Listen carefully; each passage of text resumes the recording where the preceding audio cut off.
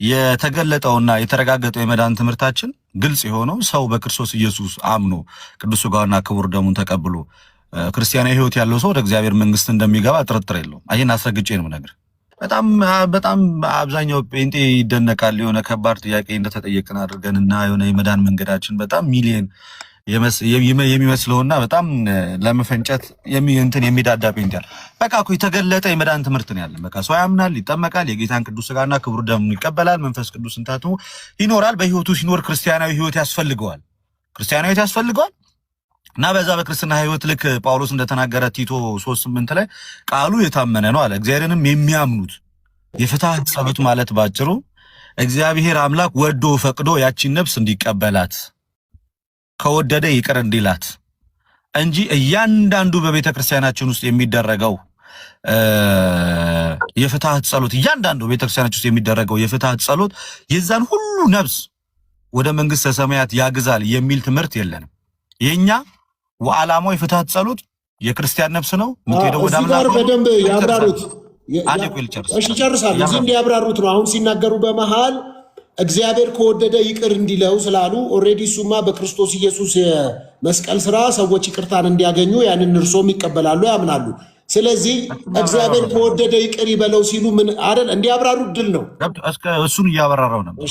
ስለዚህ አሁን የተገለጠውና የተረጋገጠው የመዳን ትምህርታችን ግልጽ የሆነው ሰው በክርስቶስ ኢየሱስ አምኖ ቅዱስ ሥጋውና ክቡር ደሙን ተቀብሎ ክርስቲያናዊ ሕይወት ያለው ሰው ወደ እግዚአብሔር መንግስት እንደሚገባ ጥርጥር የለውም። ይሄን አስረግጬ ነው የምነግርህ። ጥርጥር የለውም። የዘላለም ሕይወት አለው። በቃ ዮሐንስ ወንጌል ምዕራፍ 6 ከቁጥር 51 ላይ ተናግሯል። እኛ የተዘበራረቀ የሆነ ተስፋ ቢስ የሆነ ሕይወት አይደለም ያለን እናምናለን በክርስቶስ ኢየሱስ የዘላለም ሕይወት እንዳለን። ይሄ ጥርጥር የሌለው ነገር ነው። ፍትሐት ግን ጸሎት በምናደርግ ሰዓት ላይ ነሰሰርሊ አብሶሉትሊ ያቺ ነፍስ በቀጥታ ገነት ትገባለች የሚል እምነት የለንም። ባጭሩ እያልን ያለ ነው እግዚአብሔር አምላክ በአምላክነቱ ፍትሐዊ ነው። ማንም ደግሞ ይሄንን አደረክ ያን አደረክ ብሎ ሊጠይቀው ወይንም ደግሞ ሊቃወም የሚችል አምላክ የለም። ሊቃወም የሚችል ሰው የለም። ከፈለገ ሙስሊሙን ተነስተና መንግስተ ሰማያት ግባ ማለት ይችላል። ማንም ምንም ሊለው አይችልም። በሉዓላዊነቱ ኩዌስችን የሚደረግ አምላክ አይደለም። ፍትሐት ጸሎት በምናደርግ ሰዓት ላይ እግዚአብሔር ወዶ ፈቅዶ ያቺን ነፍስ ከማራት ምን አገባንኛ? ለምን ማርካት አንልም? ግን የተገለጠው ትምህርታችን ግን ሳያወላውል እውነተኛው ነገር ግን ምንድነው? ታምናለህ፣ የጌታን ቅዱስ ሥጋና ክቡር ደም ትቀበላለህ፣ ክርስቲያናዊ ሕይወት ይኖርሃል፣ መጨረሻ ከጌታ ኢየሱስ ጋር ህብረት ማድረግ ይሆናል። በቃ የተገለጠው ይሄ ነው። ግን ጸሎት አደረግ ለአንድ ነፍሱ ከሥጋው ለተለየ ክርስቲያን ጸሎት አደረግ፣ ወደ እግዚአብሔር ሄደ። ወደ ፈቅደ ጌታ ኢየሱስ ክርስቶስ ከማርከው በአንተ እጅ ነው። ካልማርከው ምንም አለቀ። ስለዚህ ነሰሰርሊ እንዲያስምርም በሚል ኢንቴንሽን አይደለም ጸሎት የምናደርገው። ተናገርኩኝ ቅድም የሽኝት ጸሎት ነው። በቃ ወደ አምላኳ የምትሄድ ነፍስ ናት። ጌታ ኢየሱስ ክርስቶስ አንተ ተቀበላት ነው፣ አለቀ። ከዚህ የዘለለ ሌላ ነገር የለውም እኮ። እዚህ ላይ አሁንም እንዲያጠሩት በተደጋጋሚ አሁንም እድል እየሰጡት ነው። ያጥሩት መልሶን። ውድድሩ ከባድ ነው። ትልልቅ ተወዳዳሪዎች ነው። እናንተ ጭንቅላታችሁ ውስጥ እንዳስቀመጣችሁት አይደለም መልስላችሁ። አይደለም ጥያቄና መልስ ነው። ውድድሩ ጥያቄና መልስ ነው። ከባባድ ተወዳዳሪዎች አሉበት። ይሄን ይወቅርሶ ከባባድ ተወዳዳሪዎች አሉ። አይደለም አንድ ውድድሩን እኔ ክርስቲያን ነኝ። እኔ ከክርስቲያን ካልሆነ ሰው ጋር ውድድር ውስጥም አልገባም። አይደለም ይሄ እኮ ጥያቄና መልስ ነው። ፕላትፎርሙ የዛሬ የጥያቄና መልስ ውድድር ነው። ጠይቅ ይወታለሁ ከታሪክ መንፈሳዊ ጠቅላላ እውቀት ታሪክ መንፈሳዊ ብዮት ታሪክን ጠይቀው ዛምቢያን ማን ነው ያገኛት ስሎት ተመስገን የጌታ ልጅ ነው ብለዋል። አሜሪካንን ክርስቶፎር ኮሎምበስ ነው ብለዋል። ስተዋል ተብሎ ወደ መንፈሳዊ መርጠው ነው ይሄንን የዮሐንስ ወንጌል ምዕራፍ 14 ቁጥር 6ን እንዲያብራሩ ተሰጥቶት አብራሩ። ከዛ ሁለተኛ ጥያቄ ሰው ከሞተ በኋላ እሱንም አብራር ይቻላል የእግዚአብሔር መንግስት ይወርሳል ወይ አልኮት አይወርስም ብለው በትክክል መልሰዋል።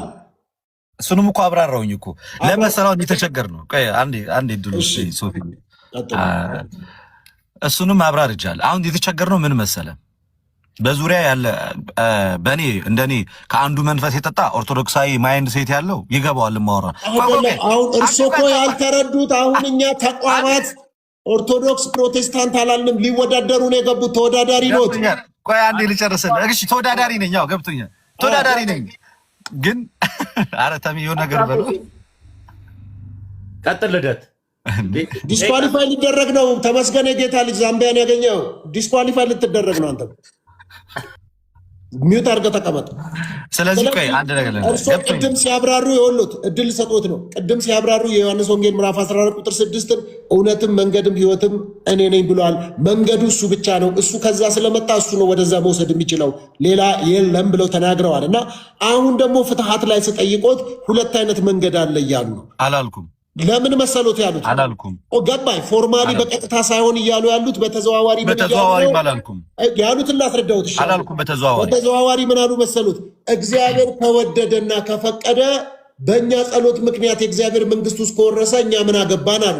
ዊች ሚንስ ሁለተኛ መንገድ እያመቻቹ ነው ማለት። አላልኩኝም። እንደዛ ሮንግሊ አንደርስታንድ እንደዛ አላልኩኝም። ለዛ ነው እኔ ምንድነው መጀመሪያ ስናገር የነበረው መነሻዬ ላይ ሰው ፍትሐት ጸሎት የተደረገለት እያንዳንዱ ሰው እየተነሳ ወደ ገነት ይጋዛል ማለት አይደለም። ቅድም ለዛ ነው እኔ ስናገር ማለት ነው። እኔ ስናገር የሆነ በዙሪያ ያለ ፕሮቴስታንት እሱ ሊሰማው በሚፈልገው መንገድ መቼም ልነግረው አልችልም። ምክንያቱም ለምን ያነሳሉ? እርሶ አንዴ እሺ ልናገር። ሶፊ ለምን እኛ ኦርቶዶክስ ለምን ያነሳል? እኛ ያላውቀት ነው። መንፈሳዊ ዘርፍ ጠይቀዋል፣ ይመልሱ ባኮት። ጴንጤዎችን ታዋቸው። ዛሬ ትንሽ እንትሩ ይሄኛው አዲስ ፎርም እኮ የመጣ ነው። አዲሱ ፎርም ለእኔ አልተመቸኝም። አንተ እያብራሩ እየተመቸዎት ነው እንጂ አይ ሐሳቤን ልናገር ለመሰለ አንተስትና ጥያቄን ቁጭ ብዬ እሰማለሁ። ሳውራ ግን እንደዚህ አትበል እንዲህ አትበል አትበለኝ። ለምስ እንደዛ የምናገረው ንግግር ያልገባችሁ አልኩኝ እኮ ገና ከጅምሩ። አብዛኛው ሰው ሁለት ነገር ሆኖ ለምሳሌ እዚህ ውስጥ ከታች ያሉ ክርስቲያኖች ኦርቶዶክሳውያን ክርስቲያኖች ማለት የተናገርኩት ነገር 100% ገብቷቸዋል። ምን እንዳልኩኝ ምን ለማለት እንደፈለግኩኝ ምን ማለት እንደሆነ ክሊርሊ ገብቷቸዋል። ሌላኛው ሳይድ ያልገባው ግን ለምንድን ነው? ሌላኛው ሳይድ ያልገባው ግን ለምንድን ነው? እሱ ጭንቅላት ውስጥ ባስቀመጣት ልክ እንድናገርለት ስለፈለገ ለዛን ያልገባው። እኔ ደግሞ ተመሳሳይ መንፈስ አይደለም ያለን በእኔና በእናንተ መካከል። ከአንዱ መንፈስ የጠጣ ነው። እኛ ስናወራ እንግባባለን። ከዛኛው የሆነ ግን የኔ ንግግር በጣም ሊያስቸግረው ይችላል። ግን ደግሞ መናገሬን አልቶም ልመልሱ አሁንም አልኩኝ። ክርስቶስ ኢየሱስ እውነተኛ የመዳኛ መንገድ ነው። በእርሱ ነው ወደ እግዚአብሔር የቀረብነው። እሱ በከፈለው መስዋዕትነት ነው ከእግዚአብሔር ጋር የታረቅነው። ከእግዚአብሔር ጋር ብቻ አይደለም ከራሱም ጋር የታረቅነው። ከራሱም ጋር ብቻ አይደለም እግዚአብሔር መንፈስ ቅዱስም አምላክ ነው። ከእግዚአብሔር መንፈስ ቅዱስ ጋርም የታረቅነው በዛ መንገድ ነው ብዬ እሱን ተናግሬያለሁ። ስለ ፍትሐት ምንድን ነው ነሰሰርሊ ፍትሐት በቤተ ክርስቲያናችን ውስጥ ያለ የመዳኛ መንገድ ወይንም ደግሞ አንድን ሰው ልክ አሁን ለምሳሌ ቤተ ክርስቲያን ያመነ የተጠመቀ ይድናል የማያሻማ ትምህርት ነው። ቤተክርስቲያናችን የጸና ዶግማ መሰረታዊ ትምህርታችን ነው። በቃ የተገለጠ ትምህርት ነው። ቅዱስ ቁርባን እንደዛ ነው። ምንም በቃ የሚያከራክር ነገር የለውም። አለቀ። ፍትሐት ግን ለምንድን ነው የምታደርጉት? ዓላማው ተናገርኩኝ። በመጀመሪያ ደረጃ ዓላማው አንዲት ነፍስ ወደ እግዚአብሔር ስትሄድ ቅድም ለሁላችሁም በሚገባ ቋንቋ የሽኝት ጸሎት ነው አልኩኝ። አንዲት ነፍስ ወደ ጌታ ስትሄድ የሚደረግ ጸሎት ነው እና በዛ ጸሎት የሰው ልጅ ክርስቲያናዊ ሕይወትም ሳይኖረው መልካም ምግባርም ሳያደርግ ወደ እግዚአብሔር መንግስት ይገባል ወይ? በምንም በማያሻማ መንገድ አይገባም አልኩ። አይገባም። ምክንያቱም ሰው አስቀድሞ ክርስቲያናዊ ሕይወት ሊኖረው ይገባል። ከናለገና ፍትሐት አለ በሚል ተልካሻ ምክንያት ወደዛ ምንም አይነት ሕይወት ሳይኖረው ወደ እግዚአብሔር መንግስት ይገባል ነው? የለም። ግን ታዲያ ምንድነው ጥቅሙ ሲባል በመጀመሪያ የሽኝት ጸሎት ነው አልኩኝ። ቀጠል ሲል የተናገርኳት ለሁላችሁም ጋር ያጋባችሁ ምንድነው እግዚአብሔር አምላክ ግን አልኩ። እግዚአብሔር አምላክ ግን ወዶና ፈቅዶ የኛ ጸሎት እንደዚህ ኃይል አድርጎ አስማራ አይደለም ያልኩት። አሁንም እግዚአብሔር አምላክ ወዶ ፈቅዶ ወደ እርሱ የምትመጣው ነፍስ እምራት አለው ካለ አንተ ማን ሉዓላዊ አምላክ ነው ኩዌስችን ልታረጋው አትችልም አልኩ። ለምሳሌ በቀኝ የተሰቀለውን ወንበዴ ዛሬ ከኔ ጋር በገነት ትኖራለህ ልትከራከረው ትችላለህ? አትችልም። በፍጹም ልትከራከረው አትችልም። ስለዚህ ልክ እንደዚህ አይነት ስራዎችን ይሰራል። መብቱ ነው ከፈለገ እዛ ያንን ነገር አላደረገ አናቅም። የምናውቀው የተገለጠው ነገር ያመነ የተጠመቀ ይድናል፣ የጌታን ሥጋና ደም የተቀበለ ይዘላለም ይወጣል። ይሄ ግልጽ የሆነ ነገር። ከዛ ውጪ ከኛ እጅ ውጪ በሆነው ነገር ጸሎት አደረክና እግዚአብሔር ከፈለገ መማር መብቱ ነው። እሱን ኩዌስችን የምታረግ ከሆነ እናንተ ጥያቄ ውስጥ የምታስገቡት አምላክ አላችሁ ማለት ነው። እኛ ግን ጥያቄ ውስጥ የምናስገባው በሉዓላዊነቱ ኩዌስችን የምናደርገው አምላክ የለንም። ሲፈልግ ዓለሙን ሁሉ በአንድ ጊዜ ሰብስቤ ወደ እግዚአብሔር መንግስት አስገባለሁ ቢል መብቱ ነው። ማንም ተነስቶ ሉዓላዊነቱን ሊነካው የሚችል የለም። ስለዚህ ሁለተኛ የመዳን መንገድ ሳይሆን የፈጠርኩት እግዚአብሔር አይደለም ክርስቲያኑን ሙስሊሙን መንግስተ ሰማያት አስገባዋለሁ ካለ መብቱ ነው። እምረዋለሁ ብሎ እሱ ከማረው መብቱ ነው። እኛ ግን በምናደርገው በእያንዳንዱ የፍትሐት ጸሎት ሰዎች ሁሉ ወደ እግዚአብሔር መንግስት ይገባሉ ብለን ግን አናምንም የሚል ነገር ነው ያስቀመጥኩት። እንግዲህ እግዚአብሔር ከወደደ ብለዋል። እግዚአብሔር የመርህ አምላክ ነው አይደለም? በተከታታይ 4 ጥያቄዎችን እኔ የተጠየቅኩ ያሉት እና ጥያቄ አልጠየኩም። የመርህ አምላክ ከሆነ ጥያቄ ነው። ስለዚህ ሶፊ እናንተ እኮ እንተዋወቃለን በደንብ እናንተ እዚህ ውስጥ ካሉት ሰዎች ቁጭ ብለን አብረን የበላን የጠጣን ሰዎች ነን። ስለዚህ እኔ ጥያቄ ያቀርባለሁ ለእናንተ አሁን ደግሞ ምክንያቱም እኔ ደግሞ ጥያቄ ያለኝ እሸልማለሁ። አንድ ሳምሰንግ እሸልማለሁ። ጴንጤውም ምኑም ተጠያቂ ነው። ዛሬ ኦርቶዶክሱ አሁን ጠይቃቸው፣ ጴንጤዎችን ጠይቃቸው። ተጠያቂ ነው። ግን ሁለት መልሰዋል። መልሱ ትክክለኛ ነው አይደለም ገና አልታየም። ሁለት መልሰዋል። በኋላ ታርመዋል። እሱን በኋላ ታርመዋል። የመጨረሻ 3ኛ ጥያቄ ነው እርሱ ጋር ጴንጤዎችን ጠይቃቸዋል። እጠይቃለሁ። ይኸው አስገብቻለሁ። ከዛ እነሱን ጠይቅና በዙር እንዲደርሰን እዚህ ጋር በርከት ያሉ ጴንጤዎች ስላሉ 1 2 3 4 ስላሉ አሁን እነሱን ጠይቃቸውና ከዛሬ ደግሞ እነሱም ጠይቃቸውን ጥያቄ ይሰማል። ጠይቃቸው። ሙለታ እንኳን ደህና መጡ። ሰላም ለእናንተ ይሁን። እንዴት ናችሁ? መምህር ልደተ ቃል 2 ጥያቄ ተጠይቀው እሳቸውን መልሰዋል። እዚህ ጋር ፔትራ 1 ጥያቄ ዮሐንስ ወንጌል 14ን ተጠይቆ መልሷል። እርስዎን ደግሞ የምጠይቆት ታሪክ መንፈሳዊ ወይስ ጠቅላላ እውቀት የቱ ይሻሉታል? መንፈሳዊ ቴዎሎጂ ማለት ነው። እሺ መንፈሳዊ። ኢየሱስ ክርስቶስ የአዲስ ኪዳን ብቸኛ መካከለኛ ነው ወይ? ቅድስት ድንግል ማርያም፣ መላእክት፣ ጻድቃን፣ ሰማዕታት መካከለኛ ናቸው ወይ የሚለውን ጠይቆታለሁ። ያብራሩ። መጀመሪያ ኢየሱስ ክርስቶስ የአዲስ ኪዳን ብቸኛ መካከለኛ ነው ብለው ያምናሉ ወይ? መካከለኛ ነው። ብቸኛ ነው ብለው ያምናሉ። እሺ መላእክት፣ ጻድቃን፣ ሰማዕታት፣ ቅድስት ድንግል ማርያም መካከለኛ አይደሉም? አይደሉም። ብቸኛ ነው። ኢየሱስ ብቸኛ ነው ካል ሌላ የለም ማለት ነው። አብራሩ። እሺ ቀጥሉ። ያ መጽሐፍ ቅዱስም ይናገራል። ይህንን እንግዲህ በሌላ ቦታም በሃይማኖት አበው አውጥቼ ማሳየት እችላለሁ። ጌታችን ኢየሱስ ክርስቶስ ብቸኛ መካከለኛ እንደሆነ ሁላችንም የምናውቀው አንድ ጥቅስ አለ ማለት ነው። ምንድነው የሚለው? አንድ እግዚአብሔር አለ፣ በሰውና በእግዚአብሔር ደግሞ አንድ አለ ይላል። አንድ አለ፣ እሱም በሰውና በእግዚአብሔር መካከለኛ የሆነው አንድ አለ ይልና እርሱም ሰው የሆነው ክርስቶስ ኢየሱስ ነው። አንደኛ ጢሞቴዎስ ምዕራፍ 2 ቁጥር 5 ላይ ማለት ነው። ስለዚህ አንድ አለ ነው የሚለው እንጂ 2 አለ አይልም፣ 3 አለ አይልም። በእግዚአብሔርና በሰው መካከለኛ የሆነውን አስታራቂ ወይም መካከለኛ አንድ አለ ብሎ ኢየሱስ ክርስቶስ እንደሆነ ይናገራል። ስለዚህ መላእክት እንዳልሆኑ መጽሐፍ ቅዱስ ብቻ ሳይሆን በሃይማኖት አበው አውጥቼ ማሳየት እችላለሁ። ዙፋኑ ከበው ከሚቆሙ መላእክት ሊቀ ካህናት ወይም አስታራቂ አልሾመልንም፣ ራሱ አስታራቂ ሆነን ብሎ የዮሐንስ አፈወርቅ ሃይማኖት አበው ዘዮሐንስ አፈወርቅ 62 ላይ ከ15 16 አለ። አውጥቼ ማሳየት ማስረጃ አሳይ። ቪዲዮ ከቻሉ ያብሩ የሚችሉ ከሆነ የሚመቹት። እሺ መጽሐፉን ላውጣና ላሳይ። አዎ እሺ ይኸው ላውጣ። ኦኬ ይኸው መጽሐፉ አጠገቤ ነው ያለው፣ አንስቼዋለሁ። ቪዲዮ ላውጣና ላሳይ ማለት ነው። ስለዚህ ከመላእክት ወገን ሊቀ ካህናት እንዳልሾመ ራሱ እሱ ሊቀ ካህናት እንደሆነ ሃይማኖት አበው ራሱ ይናገራል። ቪዲዮውን ላብራና ላውጣና ላሳይ። ኦኬ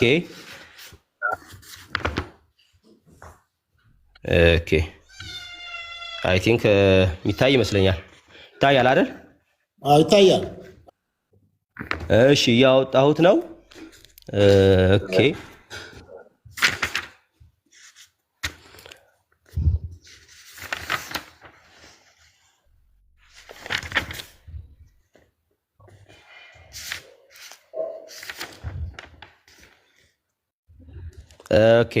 ይኸው አውጥቼዋለሁ።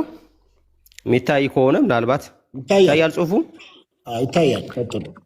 ኦኬ ይኸው ምን ይላል? እርሱን ተመልክቶ ኦኬ 15 ላይ ያው የገዙ ሃይማኖተ አበው መሆኑን መጀመሪያ ማሳየት እችላለሁ። ይኸው ሃይማኖተ አበው ነው፣ ሌላ ነገር ማለት እንዳይመስል። ስለዚህ ሃይማኖተ አበው እንደሆነ ላሳይና ይሄው አቡነ ጳውሎስ። ስለዚህ ወደምፈልገው ክፍል ልሂድና ላውጣና ላሳይ። ኦኬ 15 ላይ ምን ይላል? እርሱ ተመልክቶን እነሆ ለእግዚአብሔር ጠላቶች ሁነን ተገኘን፣ ሀብቱንም ለማግኘት ይልና ኪዳንም ቢሆን መስዋዕትም ቢሆን ወደ እርሱ ያቀርበን ዘንድ የሚችል ፈጽሞ አልነበረም ይልና ስለዚህ ይቅር አለን። ዙፋኑ ከበው ከሚቆሙ ከመላእክት ከኃይላት ወገንም ሊቀ ካህናት አልሾመልንም፣ ከመላእክት ከኃይላት ወገንም ሊቀ ካህናት አልሾመልንም ይልና ይኸው እዚህ ጋር ኢሳይያስ ላይ ጥቅስ ይጠቅሳል 63 ላይ ቁጥር 9 እያለ ይጠቅስና ከዛ እዚህ ጋር ሊቀ ካህን የሚለውን ምን ይለዋል? እርሱ አንዱ ወደዚህ ዓለም ወርዶ ባህሪያችንን ባህሪ አድርጎ ሊቀ ካህናት ይልና በቅንፍ አስታራቂ ሆነን እንጂ ይላል። ስለዚህ ዙፋኑ ከበው ከሚቆሙ ከኃያላን መላእክት ሊቀ ካህናት አልሾመልንም ይላል። ምን ማለት ነው? አስታራቂ። ይኸው ሊቀ ካህናት የሚለውን በቅንፍ ምን አድርጎ ያስቀምጠዋል? አስታራቂ። እርሱ አንዱ የሚለው ክርስቶስን ማለት ነው። ወደዚህ ዓለም ወርዶ ባህሪያችንን ባህሪ አድርጎ ሰው ሆኖ ማለት ነው። ከዛ ሊቀ ካህናት አስታራቂ ሆነን እንጂ ብሎ ስለዚህ ስጋውን መስዋዕትን አድርጎ ወደ አባቱ አቀረበ። ስለዚህ በግልጽ ጉዳይ መላእክት ከመላእክት ወገን ሊቀ ካህናት ወይም አስታራቂ እንዳላደረገ ይልቁንስ ራሱ አስታራቂ እንደሆነ መጽሐፍ ቅዱስ ቀርቶ ሃይማኖተ አበው ራሱ የሚመሰክረው እውነት ነው ማለት ነው። ስለዚህ በእግዚአብሔር ቃል ውስጥ በግልጽ ወደ እግዚአብሔር ሰዎችን ሊያቀርብ የቻለ መካከለኛ በሰውና በእግዚአብሔር መካከለኛ የሆነው አንዱ ራሱ ኢየሱስ ክርስቶስ እንደሆነ መጽሐፍ ቅዱስ በግልጽ ይነግረናል። ሌላው ሰውን ወደ እግዚአብሔር ማቅረብ ቀርቶ ሊችል ራሱ ወደ እግዚአብሔር መቅረብ አልቻለም። ሌላው ማለት ነው እንኳን እኛን ወደ እግዚአብሔር ሊያቀርበን ሌላው አካል ሰው ማለት ነው ከሰው ወገን እንኳን እኛን ወደ እግዚአብሔር ሊያቀርበን እግዚአብሔር ጋር ሊያስታርቀን ገና ለራሱ አስታራቂ ያስፈልገዋል። ገና ለራሱ ወደ እግዚአብሔር መቅረቢያ መንገድ ያስፈልገዋል። አቅራቢ ገና ያስፈልገዋል ማለት ነው። ስለዚህ ሰው ኃጢአተኛ ስለሆነ የአዳም ዘር በሙሉ ኃጢአተኛ ስለሆነ በደለኛ ስለሆነ ወደ እግዚአብሔር መቅረብ ለራሱ ስለማይችል ሌላውን ሊያቀርብ ቀርቶ ለሱ ራሱ ወደ እግዚአብሔር የሚያቀርበውን ወደ እግዚአብሔር የሚያስገባውን በሱና በእግዚአብሔር መካከለኛ ሆኖ አስታራቂ ሆኖ ሊመጣ ያለውን ያስፈልገው ስለነበረ ኢየሱስ ክርስቶስ እሱ ራሱ የእኛን ባህሪው አድርጎ ገንዘብ አድርጎ ከኃጢአት በቀር ሰው ሆኖ እኛን በሰውና በእግዚአብሔር መካከል ብቸኛ መካከለኛ ሆኖ ከእግዚአብሔር ጋር አስታረቀን ማለት ነው። ስለዚህ ብቸኛ አስታራቂ ኢየሱስ ክርስቶስ ነው። እውነት ነው። መላእክት ሰውን በእግዚአብሔር መካከል ሆኖ ማስታረቅ አይችሉም፣ መሞትም አይችሉም፣ ራሳቸውን ቤዛ አድርገው ማቅረብም አይችሉም፣ ሊያደርጉት አልቻሉም። ይኸው ሃይማኖተ አበው መላእክት ሊያደርጉ እንደማይችሉ እንዳልሾመልንም ሊቀ ካህን በትክክል ይነግረናል።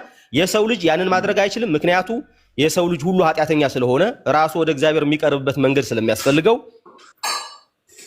እንኳን እኛን ሊያቀርብ ራሱን መቅረብ እንደማይችል ግልጽ ስለሆነ በመጽሐፍ ቅዱስ መሰረት መጽሐፍ ቅዱስ በሰውና በእግዚአብሔር መካከል ያለው ብቸኛ መካከለኛ ክርስቶስ ኢየሱስ እንደሆነ ግልጽ ነው። ሰዓት ላለመውሰድ እንጂ ሌላ ማስረጃም ከሃይማኖት አበውም ከሌላ ቦታም ማቅረብ ይችላል ማለት ነው። አንድ ራሱን ማዳን ያልቻለውን ሰው ሌላውን ሰው ማዳን እንደማይችል በግልጽ ይናገራል ማለት። ስለዚህ ብቸኛ መካከለኛ አንዱ ክርስቶስ ኢየሱስ እንደሆነ በእግዚአብሔር ቃልና በሃይማኖት አበው ማሳየት ችያለሁ ማለት ነው። ይሄው ነው። አመሰግናለሁ። እንግዲህ ቀጥለዋል ደግሞ ጥያቄው እንግዲህ እርሶም ብዙ ተወዳዳሪ ነው ያለቦት ነው ለመናገር እንግዲህ ሀሳብ አንስተዋል። መስፍኔ እንደምናሉ ጤና ይስጥልን። ሶፊዬ ይቅርታ አንድ ጥያቄ ብቻ ኑሩብኝ ነው። ኦልሞስት ሰው ሲጠየቅ ሶፊዬ ማስረጃ ሲጠየቅ መንፈስ አሁን ለምሳሌ ያክል እኔ ጠቅላላ እውቀት ሊሆን ይችላል የምፈልገውና ልጠይቅ ይችላል። ሰው መንፈሳዊ ብሎ ሲጠይቅ መጽሐፍ ቅዱስ ብቻ ሃይማኖት አበው ሲያመጣ ለምን ይህን ጥያቄ አልጠየቀውም? ጥያቄው አንተ እኛም ልደተ ቃልከው ጥያቄ ነበረን። አይ አይደለም ነበረ ግን አውቀ የተመስገነን አንተ ብቻ ነው መጠየቅ ያለብን። ለምን አልጠየቀውም የሚል ጥሩ ነው። ግን መረጃ እኔ ሰው ከየትም ማምጣት ይችላል። አንተ ኦርቶዶክስ ነህ ጴንጤ ነህ ብዬ አይደለም እየጠየቅኩ ያለሁት። እኔ አሁን ሰው ነው እየጠየቅኩ ያለሁት። ከየት ነው የመጣው ከየት ተቋም ነህ ምናምን ብዬ አላልኩም። ስለዚህ አልጠይቅም። ከፈለገ ከሪፖርተር ጋዜጣም ያስኬድልኛል የሚለው ምላሽ ካለው ሰው ማምጣት ይችላል። ለሽልማቱ እየተወዳደረ ስለሆነ ሰው ማለት ነው። ስለዚህ ከዛ አንጻር ነው የምጠይቀው ማለት ነው። ከሃይማኖት ጋር አይገናኝም። ከሆነ ከሃይማኖት ተቋማት ጋር የሚገናኝ አይደለም። መስፍኔ እንኳን ደህና መጣ። ሙለታን የጠየኩትን ጥያቄ ይመልሱልኝ። እርሶ ኢየሱስ ክርስቶስ የአዲስ ኪዳን ብቸኛ መካከለኛ ነው ወይ? ኢየሱስ ክርስቶስ እንግዲህ መካከለኛ ነው ስንል መጀመሪያ ምን ማለታችን ነው? የኢየሱስ ክርስቶስን ቤዛነት መልሱና ቆይ ኢየሱስ ክርስቶስን መካከለኝነት ከየትኛውም አንዴ ብቸኛ መካከለኛ ነው ወይ ስሎት፣ አዎ ብቸኛ መካከለኛ፣ አይ ብቸኛ መካከለኛ አይደለም የሚሉና ይመርጡና ከዛ ያብራራሉ።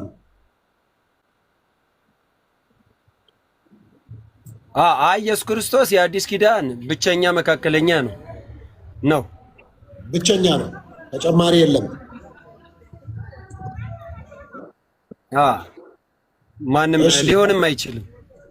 ስለዚህ ቅድስት ድንግል ማርያም፣ መላእክት፣ ጻድቃን፣ ሰማዕታት መካከለኛ አይደሉም እያሉ ነው። ማንኛውም መካከለኛ ሊሆን አይችልም። ማብራራት ከፈቀድክልኝ ግን በጣም ደስ ብሎኝ ላብራራ እኮ። ያብራራሉ። በጀም ጥያቄ ጠይቃለሽ። አሁን ያብራሩ ይችላሉ። አሁን ለምሳሌ መካከለኛ ያብራሩ። መዝገበ ቃላቱ ላይ ምንድነው የሚለው? መካከለኛ የሚለውን ሲያብራራው በሁለት ወገኖች መካከል ለማስታረቅ የሚቆም በመጽሐፍ ቅዱስ መካከለኝነት በእግዚአብሔር ፊት ለበደለኞች የሚማልድና ከእግዚአብሔር ምሕረትን የሚያስገኝ ነው ይላል።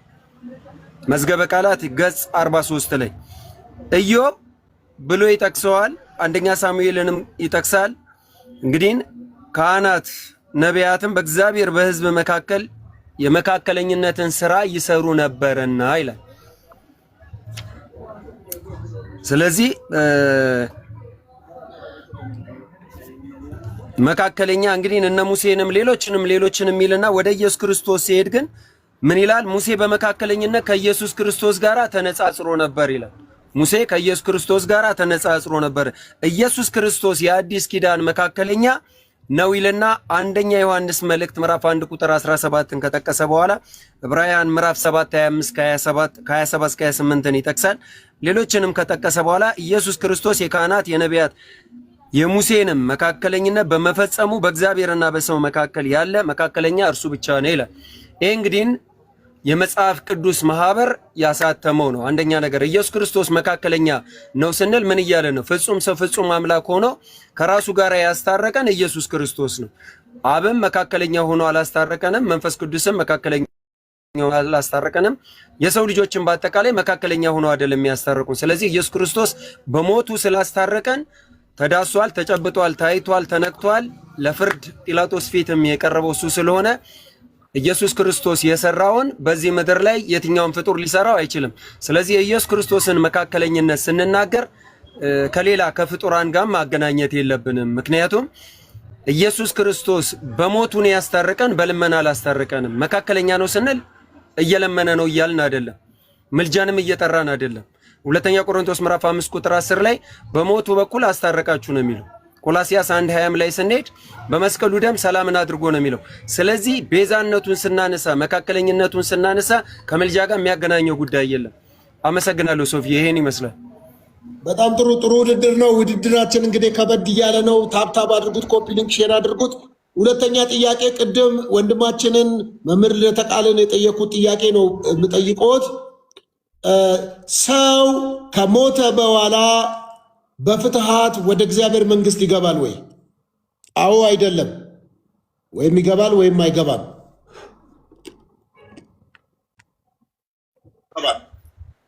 እንደ ኦርቶዶክስ ያው እንደ ቤተ ክርስቲያን ያስተምሮ አድርጌ ነው የምነግርህ። አንደኛ ነገር ኦርቶዶክሳዊ ከሆነና በቅዱሳን በጻድቃን በሰማዕታት በሌሎችም አማላጅነት የሚያምን በጸሎታቸው የሚያምን ከሆነ የረሳው ኃጢአት ካለ ድቀታ ኃጢአት ስላለብን ያንን አጋጣሚ ይሄ ሰውዬ ቢሞት በእነዚህ ምልጃ ያመነ ከሆነ ይድናል፣ ፍትሃቱ ይሰራለታል። ከዛ በተረፈ ግን ኦርቶዶክሳዊ ሳይሆን ምናልባት በመንፍቅና ውስጥ ያለ ከሆነ ፍትሃቱ አይሰራለት።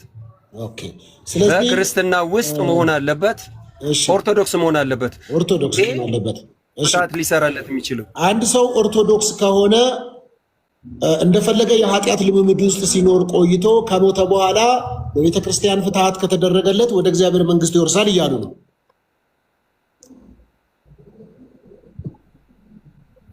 አይ ኦርቶዶክሳዊ መሆን ማለት በኃጢአት ምልልስ ውስጥ መመላለስ ማለት አይደለም፣ አይገናኝም። እኔ ያልኩትና አሁን ከጥያቄው ጋር አብሮ የመጣው ሐሳብ አይገናኝም። ምክንያቱም ኦርቶዶክሳዊ መሆን ማለት ከመንፈቅና የራቀ ነው፣ ከስጋዊ አስተሳሰብ የራቀ ይሰዳል። ተረድቼዎታለሁ። እሱንማ በደንብ ተግባብተናል። እንግዲህ ሁለት አይነት ነገር አስተምሮ ስላለ ነው። ኤኒዌይስ ስለዚህ እርሶ እስቲ መጽሐፍ ቅዱሳዊ ማስረጃ ያቅርቡ። አንድ ሰው ከሞተ በኋላ በፍትሃት ምክንያት የረሳው ኃጢአት ካለ ወደ እግዚአብሔር መንግስት ይገባል ብለዋል። መጽሐፍ ቅዱሳዊ አድርገው ወይም ከእናንተ ቤተ እምነት ማስረጃዎች ማቅረብ ይችላሉ። መጽሐፍ ቅዱስ ብቻ ስለማትሉ ከሌላም ማቅረብ ይችላሉ። እሺ ላውጣውና እያወጣው ነው ሶፊዬ። እሺ አውሩ፣ ችግር የለም፣ ጊዜ ሰጥታለሁ። ማቴዎስ ወንጌል ምዕራፍ 10 ቁጥር 8ን እስቲ ያውጣልኝ ሶፊዬ። መጽሐፍ ቅዱስ ምዕራፍ 10 ቁጥር 8 እስቲ አንብብልኝ። መጽሐፍ ቅዱስ እጄ ላይ ስለሌለ። እሺ ከሰባት ጀምሮ በጌታ በኢየሱስ ስም አነበዋለሁ። ሄዳችሁም መንግሥተ ሰማያት ቀርባለች ብላችሁ ስበኩ፣ በሽተኞችን ፈውሱ፣ ሙታንን አስነሱ፣ ለምጻሞችን አንጹ፣ አጋንንትን አስወጡ፣ በነፃ የተቀበላችሁትንም በነፃ ስጡ ይላል።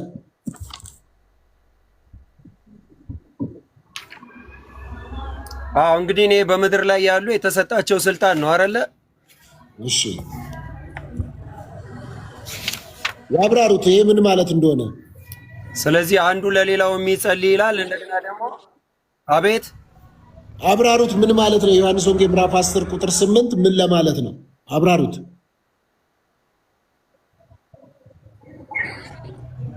እንግዲህ እዚህ ጋር እየተናገረ ያለው ደዌያንን ፈውሱ ሲል እንግዲህ በምድር ላይ ያለን በአጠቃላይ የሰው ልጅ ስጋዊ ፈውስን ሊሰጥ ይችላል። መላእክትም ቢሆን የሰው ልጅ ሊያድኑት ይችላሉ። በጸሎት ደግሞ አንዱ ለሌላው ይጸልይ ስላለ ያ ነው። ሁለተኛው ነገር ምንድነው? ሙታንን አስነሱ ብሏል። ኢየሱስ ክርስቶስ እኔ እንዳደረኩት እናንተም አድርጉ ስላለ የሱ ፈለግ ተከታዮች ከሆነን ሙታንንም ማስነሳት ይቻላል። ስለዚህ ለምጻምና አንጹ ሲል ያው ደዌያንን መፈወስ ነው። ስለዚህ ሙሉ ለሙሉ በጸሎት የሚደረገውን ነገር በአጠቃላይ ያው አንዳችን ለአንዳችን የምናደርገውን ጸሎት ይቀበለናል እያልን እና የዩኒሴፎርም ታሪክ አለ። ጥያቄ ስላጣሁት ነው። ምን አልከኝ?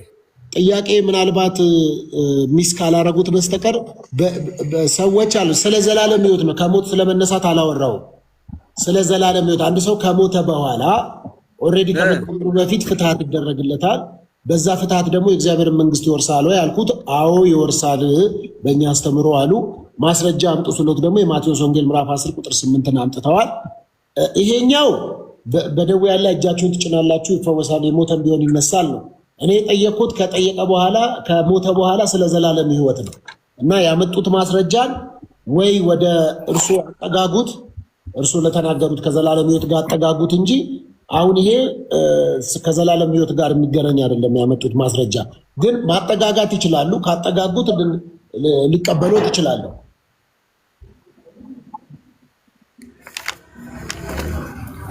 የዩኒሴፎሩን ላውጣና እሱ ጋር በግልጽ ስለሚናገር ችግር የለውም። ሁለተኛ ጢሞቴዎስ ላይ መሰለኝ። ቆይ አንዴ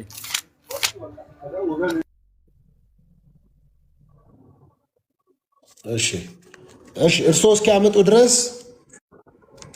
እስኪያመጡ ድረስ ለወንድማችን ሙለታ ጥያቄ አቀርብሎታለሁ። እንግዲህ ከዚህ ከመዳን ጋር በተያያዘ አስቀድሞ የተወሰኑ አሉ፣ አስቀድሞ ድህነት ያገኙ አሉ። ከዚህ በኋላ ወንጌል ቢሰበክም ቢነገርም ምንም ጥቅም የለውም ብለው የሚያነሱ ስላሉ አስቀድሞ ለመዳን የተወሰኑ ሰዎች አሉ ብለው ያምናሉ ወይ? እግዚአብሔር ምርጫን በተመለከተ ነው። አይ ቲንክ እንግዲህ እግዚአብሔር ሰዎችን ይመርጣል ወይ የሚለው ነገር እውነት ነው፣ መጽሐፍ ቅዱሳዊ ነው። አዎ ይመርጣል። መጽሐፍ ቅዱሳዊ ማስረጃን ማቅረብ ይቻላል። ወንጌል አይስበኩ የሚለው ግን አያስኬድም። ይልቁንስ እንዲሁም መጽሐፍ ቅዱስ ላይ ለተመረጡት ሲባል ጳውሎስ ለጢሞቴዎስ በጻፈለት መልእክት ላይ እጅግ በደንብ እንደሚተጋ ለተመረጡት ሲል ነው የሚናገረውና አንድ መነሻ ሐሳብ ልስጦት። እንግዲህ የኤፌሶ መጽሐፍ ምዕራፍ 1 ቁጥር 3 በሰማያዊ ስፍራ በመንፈሳዊ በረከት ሁሉ በክርስቶስ የባረከን የጌታችን የኢየሱስ ክርስቶስ አምላክና አባት ይባረክ፣ በፊቱ ቅዱሳን ነውር አልባ እንድንሆን ዓለም ከመፈጠሩ አስቀድሞ በእርሱ መርጦናልና የሚል አለ። አንዳንድ ሰዎች የሚናገሩ ሰምቻለሁ፣ አስቀድሞ የተመረጠ አለ ስለሚል እዚህ ላይ እርስዎ ምን ይላሉ? ያ መጽሐፍ ቅዱስ እንግዲህ ይሄ ብቻ አይደለም፣ በጣም ብዙ መጽሐፍ ቅዱሳዊ ማስረጃዎች አሉ። እግዚአብሔር ሰዎችን መምረጥ እንደሚችል መጽሐፍ ቅዱስ ይናገራል። እና ስለዚህ እግዚአብሔር አይመርጥም ወይ ለመዳን? እሱ አይደለም ወይ የጠራን? ወደ ክርስቶስ ሲያመጣን እሱ አይደለም ወይ ብለን ብንጠይቅ መጽሐፍ ቅዱስ የሚመልስልን መልስ በግልጽ ራሱ እግዚአብሔር ወደ ክርስቶስ እንደሚያመጣን በመንፈስ ቅዱስ በኩል ኃጢአታችንን ወቅሶ ወደ እምነት እንድንመጣ ወይ ወደ መዳን እንድንመጣ የሚያደርገን እግዚአብሔር ነው። እውነት ነው፣ ምንም ጥያቄ የለውም። ስለዚህ አሁን የተጠቀሰው ጥቅስ አንደኛው ጥቅስ እንጂ ብቸኛው ጥቅስ አይደለም። ሌሎች ጥቅሶችም አሉ። ሮሜ መጽሐፍ ምዕራፍ 11 ቁጥር 2 ላይም እግዚአብሔር አስቀድሞ ያወቃቸውን አሕዛብ ሕዝብ ወይም እግዚአብሔር አስቀድሞ ያወቃቸውን ሕዝብ አልጣላቸውም ይላል እና አስቀድሞ የሚለውን እስቲ ሀሳብ ያብራሩና ከምርጫ ጋር በተያያዘ ከመዳን ጋር የሚገናኘው ነገር አለ ወይ የሚለውን እስቲ ያብራሩ። ያ እንግዲህ ሮሜ ምዕራፍ 11 ስለ እስራኤላውያን የሚያወራ ክፍል ነው። ያ ማለት ምንድነው? ያ ማለት ምን መሰሎት ግልጽ እንዲሆን ኢየሱስ ክርስቶስ በተመረጡ ሰዎች ነው የሞተው ለሁሉም አይደለም የሚል እሳቤዎች ስላሉ እሱን መጀመሪያ ደረጃ ይቀበሉታል። ኢየሱስ ክርስቶስ ለተመረጡ ሰዎች ነው የሞተው። ኦኬ ምንድነው እሱ? በቴዎሎጂካል ተርም ኢየሱስ ክርስቶስ ለሁሉም ሞቱ ለሁሉም የሚበቃ ነው። ሰፊሽንት ፎር ኦል ነው። ኤፊሽንሱ ግን ለማን ነው? ኤፊሽንት የሚሆነው ግን ፎር ዘ ኢሌክትድ ነው። ማለት ለሁሉም የሚበቃ ሞት ነው፣ ለዓለም ሁሉ የሚሆን ሞት ነው። ነገር ግን ዓለም ሁሉ ነው ወይ የሚድነው ከተባለ ዓለም ሁሉ ግን አይደለም የሚድነው። ዓለም ሁሉ ግን አይደለም የሚድነው። ስለዚህ ራሱ ጌታችን ኢየሱስ ክርስቶስ በጎቼ ብለው የሚጠራቸው አሉ። የማያምኑትም ከበጎቹ ስላልሆኑ ከበጎቹ ስላልሆኑ እንደማያምኑ መጽሐፍ ቅዱስ ራሱ ዮሐንስ ወንጌል ምዕራፍ 10 ላይ እናንተ ከበጎቼ ስለሆናችሁ አታምኑም። ስለዚህ ችግር ለምንድን ነው የማያምኑት? ከበጎቹ ስላልሆኑ። መጽሐፉን አውጥተን ማየት እንችላለን በማስረጃ ማለት ነው። ስለምንድን ነው ግራ የምታጋባን? ገልጠህ ለምን አትነግረንም? ማለት አንተ ክርስቶስ ኮንክ ገልጠህ ንገረን ብለው ይጠይቁታል። ስለዚህ እኔ በግልጽ ተናግሬያለሁ፣ ግን የማታምኑት ስለምንድን ነው?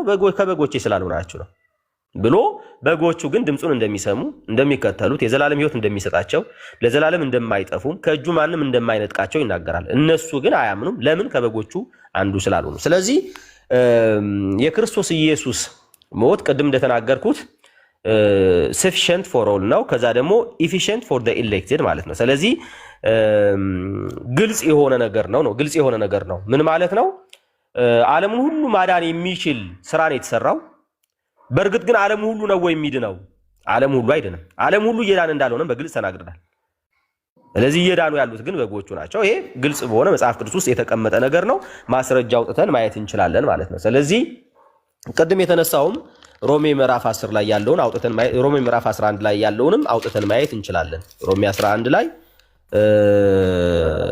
ምንድነው የሚለውን ስላነሳው ማለት ነው። ስላነሳው ምንድነው የሚለውን ላንብበው። እንግዲህ እግዚአብሔር አዲሱ መደበኛ ትርጉም ነው ማነበው፣ ወይም ያኛውንም ማንበብ እችላለሁ። ያ የ1954 ማለት ነው። ምናልባት ለሁሉም ሰው ከሆነ ያኛውን ባነበው ይሻላል። የድሮውን ላምጣውና የቀድሞ የ1954ቱን እሱን ላንብብላችሁ። ስለዚህ የእርሶ በቀጥታ ጥያቄ ኢየሱስ ክርስቶስ ለዓለም ሁሉ ሞቷል ወይስ ለተመረጡት? አዎ እሱን ነው እየመለስኩ ያለሁት። ኢየሱስ ክርስቶስ ለዓለም ሁሉ ሞቷል ብለን ልንል እንችላለን። ለዓለም ሁሉ ሞቷል ማለት ምን ማለት ነው? አይደለም። እኔ ጥያቄውን ይመልሱልኝ። ልንል እንችላለን የሚለውን ተዉትና ኢየሱስ ክርስቶስ ለተመረጡት ሞቷል ወይስ ለሁሉ ሞቷል? እኮ እያልኩ ነው እኮ ለዓለም ሁሉ ምን ማለት ነው? ተርሙን ነው እሱን ነው ኤክስፕሌን የምናደርገው። መጀመሪያ መርጠው ይኸውልህ እርሶ ጥያቄውን መጀመሪያ ይመልሳሉ። ኢየሱስ ክርስቶስ ለዓለም ነው የሞተው ወይስ ለተመረጡት ነው ስሎት፣ አዎ ለተመረጡት ነው፣ አዎ ለዓለም ነው የሞተው ይሉና ከዛ በኋላ ያብራራሉ። ኦኬ እሺ፣ ያው ኢየሱስ ለዓለም ሞቷል። ለዓለም ሞቷል ማለት ምን ማለት ነው ግን ነው? ኢየሱስ ለዓለም ሞቷል፣ ለዓለም ሞተ። ለዓለም ሞተ ማለት ዲፋይን የምናደርገው እያንዳንዱን ሰው በኢየሱስ ሞት በኩል እያንዳንዱ ሰው ይድናል ወይ እያንዳንዱ ሰው ወደ መዳን ይደርሳል ግን ማለት አይደለም ነው። አሁን ለዓለም ሁሉ ነው የሞተው፣ ምንም ጥያቄ የለውም። ለዓለም ሁሉ ነው የሞተው፣ ግን ዓለሙን ሲል ኤቭሪ ኢንዲቪጁዋል ይድናል ማለት ግን አይደለም ነው በግልጽ ቋንቋ። ምን ማለት ነው የሚለውን ነገር እሱን ደግሞ አብራራለሁ። አሁን አንተ የጠቀስከውን ሮሜ ስለጠቀስክ ሮሜን ላብራራ። ሮሜ ምዕራፍ 11 ምንድን ነው የሚለው? ይኸው እንደዚህ ይላል።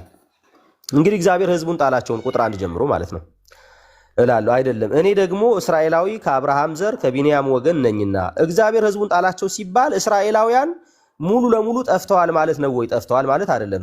9 ላይ እንግዲህ ዘር አስቀርቶልናል። አንዳንድ ሰዎች ዘር አስቀረ ሲባል ለሌላ አካል ይሰጣሉ። ዘር አስቀረ ሲል ግን ምን ማለት እንደሆነ ግልጽ ነው እና እስራኤላውያን ሙሉ ለሙሉ እንደማይጠፉ ነው። እግዚአብሔር አስቀድሞ ያወቃቸውን ሕዝቡን አልጣላቸውም። መጽሐፍ ኤልያስን በተጻፈው የሚለውን እግዚአብሔር ፊት እስራኤልን እንዴት እንደሚከስ አታውቁምን? ጌታ ሆይ ነቢያትህን ገደሉ፣ መሠዊያህንም አፈረሱ፣ እኔም ብቻ የቀረው ነፍሴን ይሿታል። ነገር ግን አምላካዊ መልስ ምን አለው?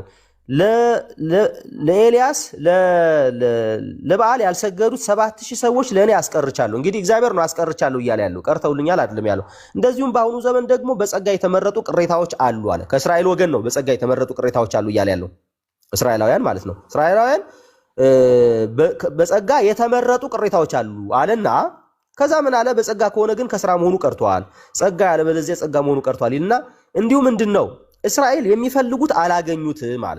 ታዲያ እነማን ያገኙት? የተመረጡት ግን አገኙት። የሚፈልጉት አላገኙትም፣ የተመረጡት ግን አገኙት። ሌሎቹ ምን አሉ? ደነዘዙ። እንዲሁም አይኖቻቸው እንዳያዩ ጆሮቻቸው እንዳይሰሙ እግዚአብሔር የእንቅልፍን መንፈስ እስከ ዛሬ ድረስ ሰጣቸው ተብሎ ተጽፏልና ብሎ ዳዊትም ያለው ይናገራል። ስለዚህ ከእስራኤላውያን ወገን ሙሉ ለሙሉ አልጠፉም፣ ሙሉ ለሙሉ ደግሞ ሁሉም አይድኑም። ለምንድነው ሁሉም የማይድኑት? መጽሐፉ ሲናገር ለምንድነው ሁሉም የማይድኑት? መዳን እየፈለጉ መዳን እኮ የሚፈልጓሉ። እንግዲህ ምንድነው እስራኤልን የሚፈልጉት አላገኙትም ማለት የሚፈልጓሉ ግን አላገኙም። ለምንድነው ያላገኙት? እንቅልፍ ተልኮባቸዋል፣ ደንዝዘዋል። ያገኙት ግን የተመረጡት ግን አግኝተዋል። በጸጋ የተመረጡ ቅሬታዎች ማለት ነው። በጸጋ ከተመረጡ ቅሬታዎች መካከል አንዱ ጳውሎስ ነው። ጳውሎስ ኢየሱስ ክርስቶስ አሳዳጅ ነበረ። ጌታ በመሃል ገብቶ ጠራው ማለት። ስለዚህ እግዚአብሔር መራጭ ነው። ያው አይመርጥም የሚባለውን እግዚአብሔር እውነት ለመናገር አንዳንድ ጊዜ ራሳችን የምንስለው እግዚአብሔር ነው።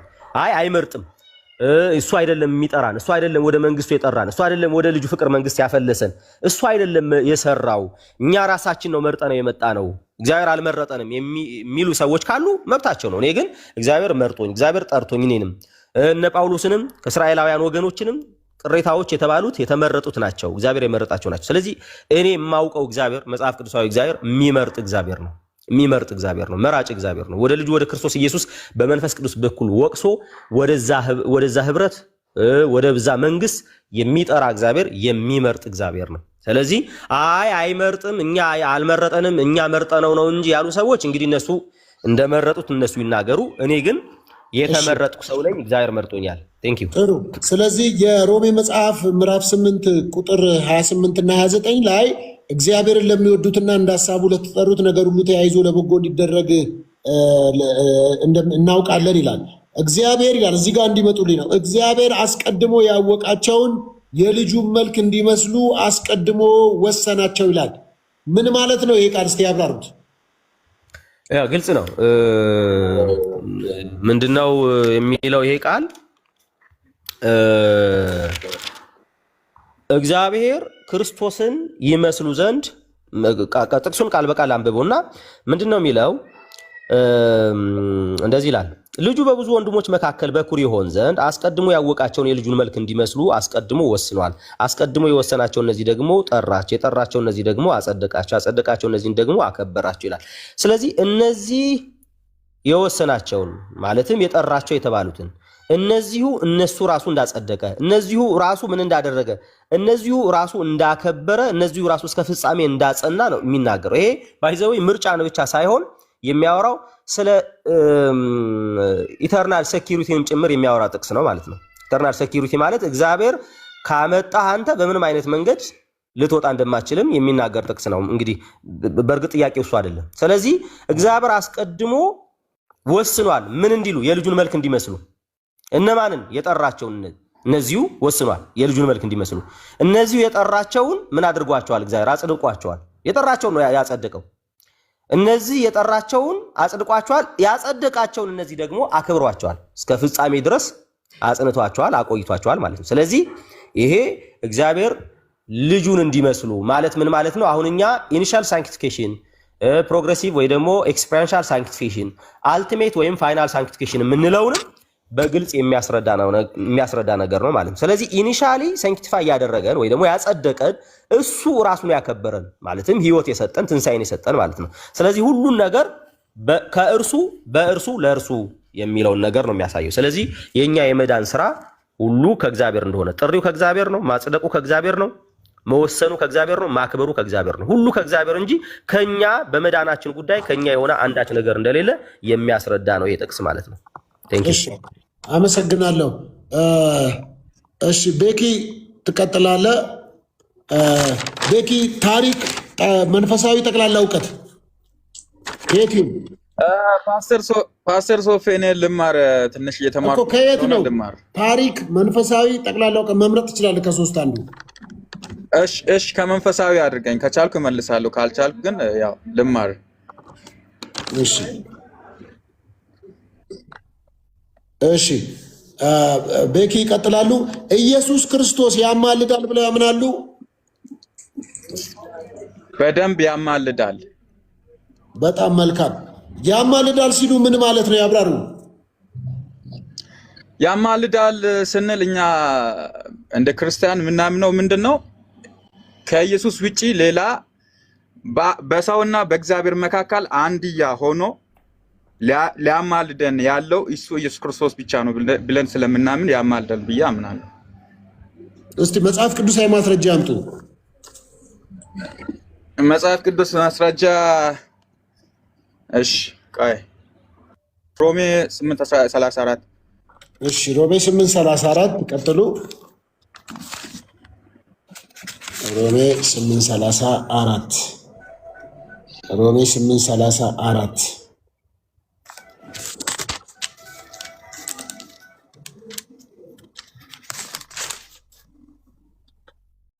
ላንብብሎት።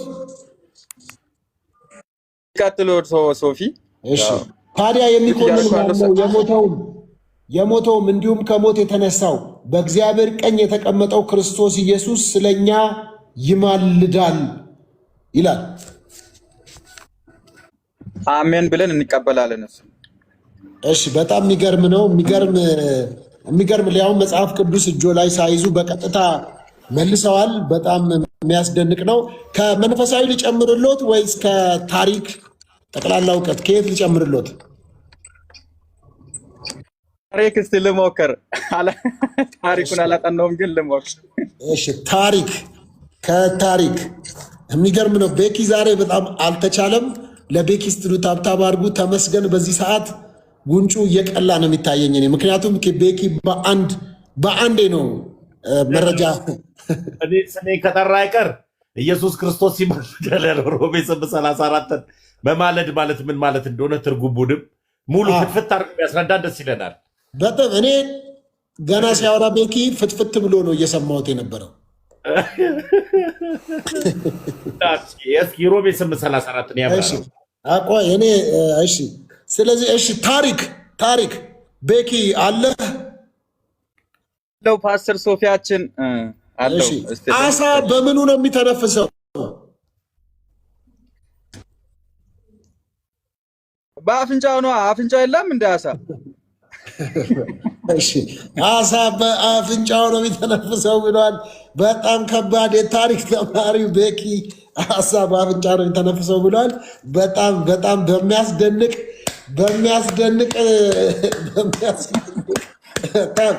ዛሬ ተመስገንን አሳፍረኸዋል። በጣም በሚደንቅ ሁኔታ ነው ቤኪ። የአንተ እውቀት እጅግ ከባድ ነው ቤኪ እና ተመስገን። እንግዲህ ምንም ማድረግ አይቻልም። ቤኪ የአሳውንማ ካላወቅ አላወቅም ብለህ አስረዳኝ። ሶፊዬ ደህና ነህ? ታላቁ እንዴት ነህ? ኬኩ ኧረ ኬኩ ታላቁ ኬኩ እንዴት ነህ በለኝ። ሰላም አትሉኝም እንዴ? ምንድን ነው ሶፊዬ? ሰላም ብለናል። ዛሬ ያው ጥያቄና መልስ ውድድር ነው። መማረው እኮ ዝም ብዬ ነው መማረው። እኔ ቁጭ ብዬ ዝም ብዬ መማር ብቻ ነው። ተማሪ ነኝ። አይዮን እሺ መስፍኔም ስለመጣ አይ ቲንክ ሀሳቡን በደንብ አደራጅቶ ነው የመጣው ይመስለኛል። መስፍኔ በአፍንጫው ነው የሚተነፍሰው ብሏል ቤኪ። ከዚህ ቀን ጀምሮ አሳ በአፍንጫው ነው የሚተነፍሰው። እንግዲህ ሁለተኛ ጢሞቴዎስ ምዕራፍ 1 ቁጥር 16 ላይ ኤኒሲፎሩ ቅዱስ ጳውሎስ በታሰረ ሰዓት ጠይቆታል። ይሄንን ታሳቢ አድርጎ እዚህ ጋር ጽፎ እንግዲህ ኤኒሲፎሩ በሌለበት ቅዱስ ጳውሎስ ጸሎት እንዳደረገለት ይናገራል። ስለዚህ ቤተክርስቲያናችን አንደኛ በሐዋርያትና በነቢያት ትምህርት ላይ የተመሰረተች ነች። ሁለተኛ ደግሞ እንደ አስፈላጊነቱ ትንቢተ ዘካርያስ ምዕራፍ 1 ቁጥር 12ም እንግዲህ መላእክት መጥቶ ይህን ነገር አቤቱ የሰራዊት ጌታ ሆይ እነዚህ 70 ዓመት የተቆጣቸውን ኢየሩሳሌምን ይሁዳን ከተሞች የማትመራቸው እስከ መቼ ነው በማለት እንግዲህ እንደዚህ አይነት ነገር ፍትሐት ማለት ጸሎት ነው። ከጸሎት ውጪ የዘለለ ትርጉም የለውም። ስለዚህ አንዳችን ለአንዳችን እንድንጸልይም የተፈቀደ ነገር ነው። ስለዚህ ቤተክርስቲያናችን ይህን መነሻ አድርጋ ጸሎት ፍትሐት ታደርጋለች ማለት የዘላለምን ሕይወት አንድ ሰው የክርስቶስ ስጋና ደምን ገንዘቡ ሳያደርግ ይድናል ብላ አይደለም። ራሱን ላጠፋ ፍትሐት አይደረግም። አውቆ ለሚያደርግ ፍትሐት አይደረግም። ብዙ ፍትሐት የማይደረግባቸው ነገሮች አሉ። ስለዚህ ከዚህ ጋር መነሻ በማድረግ እንግዲህ ፍትሐት ቤተክርስቲያናችን ታደርጋለች ማለት ነው። ቅድም በነገርኩ ላይ ተጨማሪ ሆኖ ማለት ነው። እንግዲህ መስፍኔ ምን አለ መሰሎት እኔ ጠየቅኩት። አንድ ሰው በኃጢአት የተጨማለቀ ሰው ህይወቱ ክርስቲያናዊ ሳይሆን ነገር ግን ኦርቶዶክስ ስለሆነ ብቻ ፍትሐት ተደርጎለት ይድናል እያሉ ነው። ይሄ አይደለም ጥያቄው። ሶፊ ረስተዋል ማለት ነው። የጠየቀኝ ይሄ አይደለም ጥያቄው። ይሄ ነው ጥያቄው አይደለም። ጥያቄውን ላስተካክልና መልሼ ልንገርህ። ይሄን የጠየቀው እኔን አይደለም። ይሄን ልደትን የጠየቀው እኔ ስጠይቅ እንዲህ ብለህ አይደለም። ልደትን የጠየኩትን ጥያቄ ራሱን ነው እርሶንም የጠየቁት። አሁን ልጠይቆት ድጋሚ በቃ የቅድሙ ይቅርሽ። መልካም። አንድ ሰው ከሞተ በኋላ በፍትሐት ቤተክርስቲያን ፍትሐት ስለተደረገለት የእግዚአብሔርን መንግስት ይወርሳል ወይ? ምን አይነት ሰው? ለምሳሌ አንድ ኦርቶዶክሳዊ ሰው ለምሳሌ ያው ሌላ ሰው አይደለም። ቅድምም እርሶ ለይተው ተናግረዋል። ከኦርቶዶክሳዊ የሆነ ሰው የቤተክርስቲያን አባል የሆነ የቤተክርስቲያን ልጅ የሆነ እኮ ይሄን እኮ አስረድቻለሁ። አንደኛ ነገር ፍትሐት የሚደረግበት ጸሎት ነው ብያለሁ። ያ ጸሎት የሚደረግበት ጥያቄውን ብቻ መልሱልኝ መጀመሪያ። አዎ የእግዚአብሔርን መንግስት ይወርሳል ወይም ደግሞ በፍትሐት የእግዚአብሔርን መንግስት አይወርስም የሚለውን መልሱልኝ። ማስተካከል ይችላሉ። ፍትሐት ማለት የሚያግዘን ነገር እንጂ ያለ ኢየሱስ ክርስቶስ ስጋና ደም የዘላለምን ሕይወት የትኛውም ነገር ያሰጣል ብለን እኛ እናምን። አንደኛ የሰውየው ማንነት ይወስናል። አንድ መልሱልኝ። አንድ ሰው ፍትሐት በፍትሐት ብቻ እሺ፣ ቆይ አዳምጠኝ ሶፊ፣ አዳምጠኛ። በፍትሐት ብቻ የትኛውም ሰው የዘላለምን ሕይወት አይወርስም። ቆይሽ የኢየሱስ ክርስቶስ ስጋና ደም የዘላለምን ሕይወት ያስወርሰናል። ግን ኃጢአት ካለ ላብራራ ያብራራሉ። ልደትም ላብራራ አይደለም መስፍኔ፣ አንዴ ይመልሱ ልጠይቆትና ነው የሚመልሱልኝ። የሚመልሱልኝም በዚህ አይደለም። እኔ ጠይቆት ጥያቄ ፍትሐት የሚጠቅመው የረሳው ኃጢአት ካለ ከዛ በዘለለ ግን ሰው እየገደለ እየዘሞተ ኃጢአት እየሰራ ሺህ ጊዜ ፍትሐት ቢደረግለት አውቆ ለሰራው ኃጢአት በፍጹም አይሆንም። አውቆ ለሰራው ኃጢአት አይሆንም። ስለዚህ የረሳው ኃጢአት ካለ ግን ያ ጸሎት ነው፣ የቅዱሳን ጸሎት ይሰራል። ወደ መንግስተ ሰማያት ግን ለመግባት የዘላለምን ሕይወት ለማግኘት የልጁ ኢየሱስ ክርስቶስ ስጋና ደም በቃ ከዚህ በተረፈ ማፍራት አለበት። በክርስትና ሕይወት ውስጥ መመላለስ አለበት። ፍትሐት ይጠቅመዋል የሚባለው አንደኛ የቅዱሳን ምን አልከኝ? ጣልቃ ማናችሁ ማትጉ። አንደኛ ፍትሐት ይጠቅማል ብለን የምናስበው የረሳነው ኃጢአት ካለ ብቻ ነው። ይሄን ከተረዳኝ መልካም። እሺ ምን ማለት ነው? እስቲ የረሳነው ኃጢአት ማለት ንስሐ ያልገባንበት ነገር ካለ ይጠቅመናል። አሁን ለምሳሌ ድቀት ኃጢአት ማናችንም ላይ ያጋጥመናል። ሶፊዬ ድቀት ኃጢአት ማለት ምንድን ነው? አንዳንድ ጊዜ ንስሐ ስንገባ ያልገባነው ኃጢአት በእኛ ውስጥ ይኖራል። ለዛ ነገር ይጠቅመናል። ፍትሐት የሚባለው አውቀን በስህተት ሳናቅ በድፍረት የሰራነውን ኃጢአት በአጠቃላይ በቤተ ክርስቲያናችን ጸሎት የኃጢአት ስርየት እናገኛለን። ንስሐ በምንገባ ሰዓት አውቀንም ሳናቅም ያ የቆየው ውስጣችን ላይ ያለ የረሳነው ኃጢአት ካለ መግባት ከፍርሃት ሳይሆን በመርሳት ስለሆነ ያንን ነገር እንግዲህ በአባቶች በቅዱሳን ጸሎት በፍትሐት እግዚአብሔር አምላክ ይቅር ይለናል። ከዛ በተረፈ ግን ኃጢአት እየሰራ ዝሙት እየሰራ የተለያየ ነገር እያደረክ ፍትሐት ይሰራላል ይጠቅማል ብላ ቤተክርስቲያናችን አታስተምርም። ምናልባት የምንፍቅናው ዓለም የሚጠቀምበት እንጂ ቤተክርስቲያናችን እንደዚህ አይነት አስተምሮ የላት። መናፍቃኖች ግን ይላሉ። እነሱ ይበሉ ምንም ይበሉ፣ እነሱን ተዋቸው። የኛን እንትን ነው። እሺ አሁን አንድ ጥያቄ ብቻ ነው የጠየቅኩህ አይደለ መስፍኔ? ሁለት መካከለኛ የሚልና ይሄን ሁለተኛ ጠየቅኩ። መካከለኛ የሚለው የሙላታን ጠየቀኝ፣ ሁለተኛ ይሄን ጠየቀኝ። በጣም ጥሩ። እሺ እዚህ ላይ ግን አሁን በቀጥታ ነጥብ የሚያሰጠው ጥያቄ ሰው በፍትሐት ወደ እግዚአብሔር መንግስት ይገባል ወይስ አይገባም? አዎ ይገባል ወይም አይገባም? መልስ፣ ቀጥታ መልስ። ኃጢአት ካለ ያግዘናል። አሁን ለምሳሌ ሁለተኛ ዮሐንስ መልእክት ምዕራፍ 1 ቁጥር 5 ላይ እመቤቴ ሆይ እርስ በርሳችን እንዋደድ ዘንድ እለምንሻለሁ ይላል።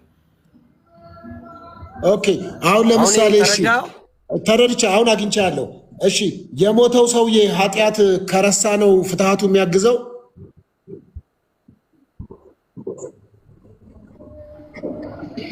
ምን አልከኝ? የሞተው ሰውዬ የረሳውን ኃጢአት ነው በፍትሐት ይቅርታን የሚያገኘው?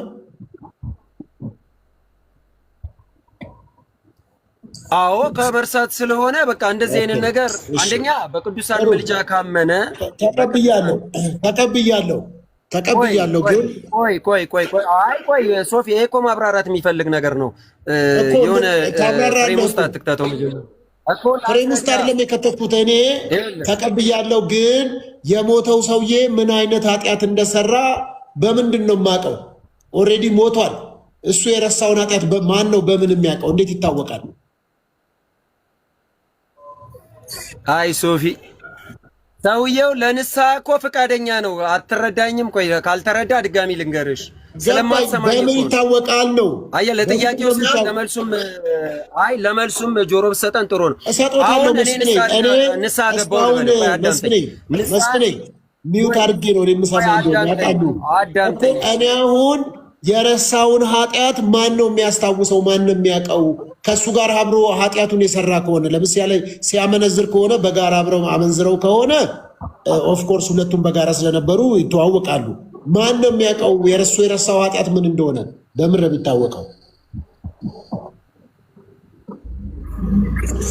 አዎ እንግዲህ ፍትሐት ማለት ጸሎት ነው አልኩ። የመጀመሪያው ነገር መሀል እንዳገባውን አስረዳ። በቃ መሀል አትግባ፣ አትጠይቀኝ። ይሄን ሐሳቤን እስክጨርስ አታቋርጠኝ።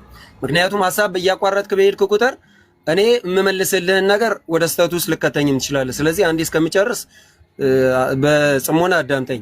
እኔ ንስሐ ስገባ የረሳሁት ኃጢአት ካለ በኦርቶዶክሳዊ አካሄድ ፍሬ እያፈራው ከሆነ ከኃጢአት የራኩ ከሆነ በንስሐ እየተመላለስኩ ከሆነ እግዚአብሔርን የምፈራ ከሆነ ድቀት ኃጢአት ንስሐ በምገባበት ሰዓት የረሳሁት ኃጢአት ካለ የአባቶቻችን ጸሎት በቤተ ክርስቲያን የሚደረገው ጸሎት ከሁሉም አስቀድማችሁ ስለ ነገስታት፣ ስለ መኳንንት፣ ስለ ቅዱሳን፣ ስለ ሁሉ ነገር ጸሎት አድርጉም ስለሚል ያ ጸሎት ይረዳኛል። ያ ጸሎት ይረዳኛል። ጸሎት ሁሉ የሚደርሰው እግዚአብሔር ነው። የሚያውቀው ማን ነው ካልከኝ እግዚአብሔር ነው።